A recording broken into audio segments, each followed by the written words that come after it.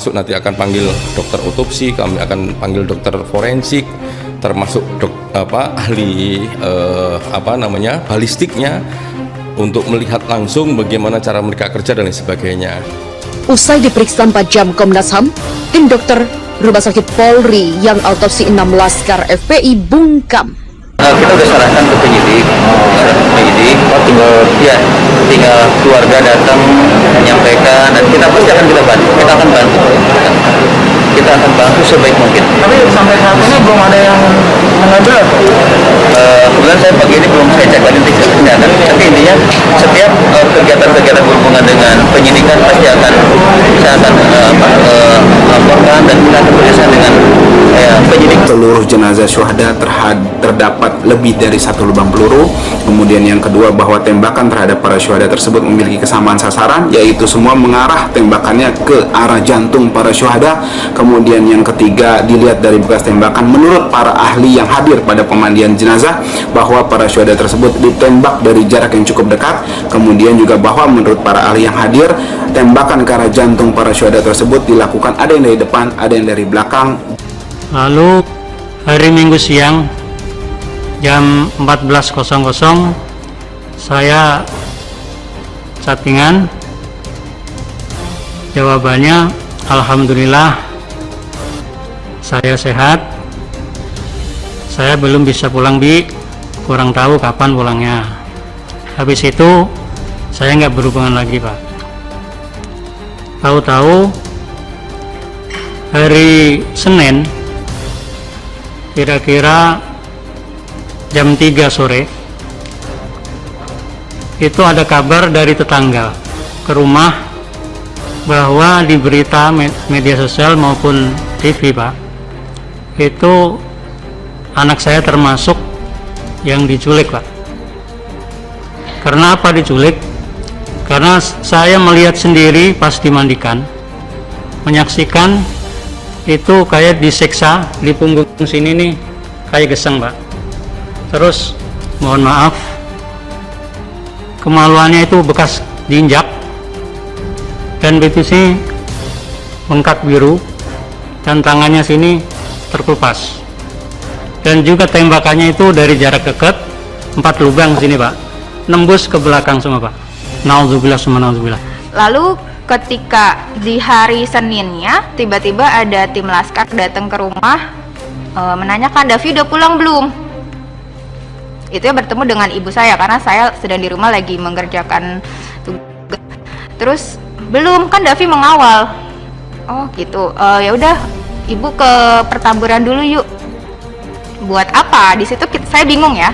Kebetulan di handphone ada notifikasi berita, saya baca. Saya langsung kepikiran adik saya teleponin, terus saya WA-in, terus kok nggak ada kabar, ini kemana? Dan itu berita masih simpang siur, kami tidak tahu kebenarannya itu seperti apa. Dan untuk dibilang lukanya itu subhanallah itu seperti ditembak jarak dekat, karena saya tidak ikut memandikan, karena memang kan kalau dalam Islam memandikan kalau misal laki-laki dengan laki-laki, dan itu kebetulan ayah saya yang akan memandikan. Ayah saya cerita sambil berderai air matanya, sambil wah ini benar-benar luka tembak tuh di dada ada 3, di punggung itu luka robek seperti diseret, di jidat ini ada biru seperti dihantam senjata api, yang belakangnya saya kan nggak tahu ya jadi senjata itu seperti apa, di belakangnya ini biru.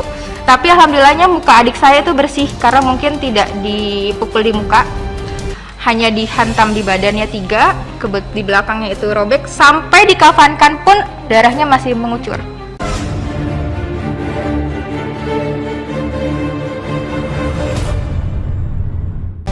Usai diperiksa 4 jam Komnas HAM, tim dokter Rumah Sakit Polri yang autopsi 6 laskar FPI bungkam. Tim dokter forensik yang melakukan autopsi terhadap jasad 6 orang laskar FPI pengawal Habib Rizik Syihab menjalani pemeriksaan di Komisi Nasional HAM atau Komnas HAM selama 4 jam Kamis 17 Desember. Begitu selesai, mereka enggan menyampaikan keterangan kepada wartawan. Pantauan Suara.com, tim dokter itu mendatangi kantor Komnas HAM Menteng, Jakarta Pusat sekitar pukul 10 waktu Indonesia Barat. Pemeriksaan selesai sekitar pukul 14:15 dan mereka langsung pergi keluar dari gedung itu. Begitu ditanya wartawan, tim dokter yang berasal dari rumah sakit Polri itu tak mau menjawab sepatah kata pun. Mereka langsung berjalan masuk ke mobil dan langsung pergi meninggalkan gedung. Sementara Komisioner Komnas HAM Hairul Anam yang menerima mereka mengatakan, tim dokter forensik itu terdiri dari 3 dokter yang melakukan otopsi, pimpinan forensik, dan dari pihak Reskrim Polri. Anam menyebut tim itu memberikan keterangan mengenai proses otopsi yang dilakukan sejak awal jenazah wafat. Banyak informasi yang dipunggah pada kami, termasuk di dalamnya bagaimana prosedur dijalankan dan substansi apa yang mereka lakukan. Kepada pihak Komnas HAM, Ana mengaku ditunjukkan sejumlah foto beserta keterangan kondisi jenazah. Dia juga melakukan pengecekan terhadap berbagai titik yang dianggap janggal oleh sejumlah pihak. Pihaknya mendapatkan berbagai informasi soal posisi jenazah baik di posisi pertama maupun terakhir. Pihaknya juga mengecek, membandingkan, lihat terus dan nanti jadi bahan untuk menyimpulkan. Kendati demikian, Ana menyatakan pihaknya tak bisa menyebutkan adanya bukti yang menunjukkan kebenaran dari peristiwa ini. Pihak dokter hanya menyampaikan proses otopsi dari awal sampai sebelum dimakamkan. Pengalaman kami ngurusin otopsi, pasti dia menjelaskan bagaimana posisi kondisi dan waktu jenazah dan apa yang mereka lakukan dan apa yang mereka dapatkan, tidak lebih. Demikian pungkasnya. Kita udah sarankan ke penyidik, tinggal keluarga datang menyampaikan, dan kita pasti akan bantu. Kita akan bantu sebaik mungkin. Tapi sampai saat ini belum ada yang mengambil atau? Kebetulan saya pagi ini belum saya cek lagi kesehatan, tapi intinya setiap kegiatan-kegiatan berhubungan dengan penyidikan pasti saya akan laporkan, dan kita akan bekerjasama dengan penyidik. Seluruh jenazah syuhada terdapat lebih dari 1 lubang peluru. Kemudian yang kedua, bahwa tembakan terhadap para syuhada tersebut memiliki kesamaan sasaran, yaitu semua mengarah tembakannya ke arah jantung para syuhada. Kemudian yang ketiga, dilihat dari bekas tembakan, menurut para ahli yang hadir pada pemandian jenazah, bahwa para syuhada tersebut ditembak dari jarak yang cukup dekat. Kemudian juga bahwa menurut para ahli yang hadir, tembakan ke arah jantung para syuhada tersebut dilakukan ada yang dari depan, ada yang dari belakang. Lalu hari Minggu siang jam 14.00 saya chattingan, jawabannya alhamdulillah saya sehat, saya belum bisa pulang Bi, kurang tahu kapan pulangnya. Habis itu saya nggak berhubungan lagi Pak. Tahu-tahu hari Senin kira-kira jam 3 sore itu ada kabar dari tetangga ke rumah bahwa di berita media sosial maupun TV Pak, itu anak saya termasuk yang diculik Pak. Karena apa diculik? Karena saya melihat sendiri pas dimandikan, menyaksikan itu kayak disiksa di punggung sini nih, kayak geseng Pak. Terus mohon maaf, kemaluannya itu bekas diinjak dan betisnya bengkak biru dan tangannya sini terkelupas, dan juga tembakannya itu dari jarak dekat 4 lubang sini Pak, nembus ke belakang semua Pak. Nauzubillah summa nauzubillah. Lalu ketika di hari Seninnya tiba-tiba ada tim laskar datang ke rumah, menanyakan Davi udah pulang belum. Itu ya bertemu dengan ibu saya karena saya sedang di rumah lagi mengerjakan. Terus belum, kan Davi mengawal. Oh gitu. Ya udah, ibu ke pertamburan dulu yuk. Buat apa? Di situ saya bingung ya.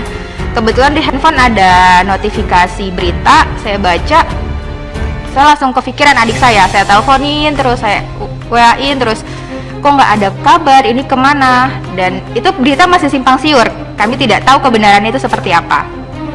Dan untuk dibilang lukanya itu subhanallah itu seperti ditembak jarak dekat, karena saya tidak ikut memandikan, karena memang kan kalau dalam Islam memandikan kalau misal laki-laki dengan laki-laki, dan itu kebetulan ayah saya ikut memandikan.